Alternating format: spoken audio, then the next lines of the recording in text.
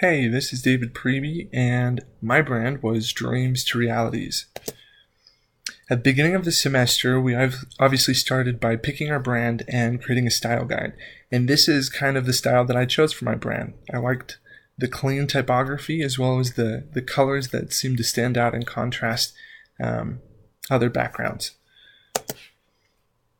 One of the last things that we were able to do in this semester was the paid ad project. And this is where I felt like I learned a lot about my brand and my audience, as we were able to use the Facebook Ads Manager and select our audience type and who we were going to target.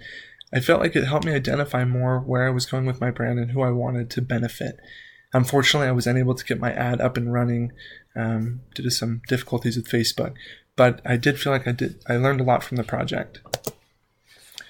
One of my favorite projects of this semester was the video ad, and just being able to think about the process, think about my audience. And as I thought about it, I felt like a lot of people set fitness goals but never quite accomplished them. So that's what I focused on with this video, and I honestly feel like that was the best results I got out of any type of advertisement for my brand.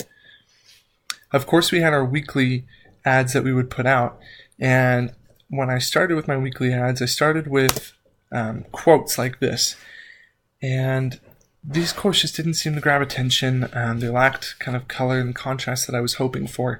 So near the end, I switched more to images like this that had more contrasting colors and imagery and words that kind of stood out to people. And I felt like I did get more success from those in the end.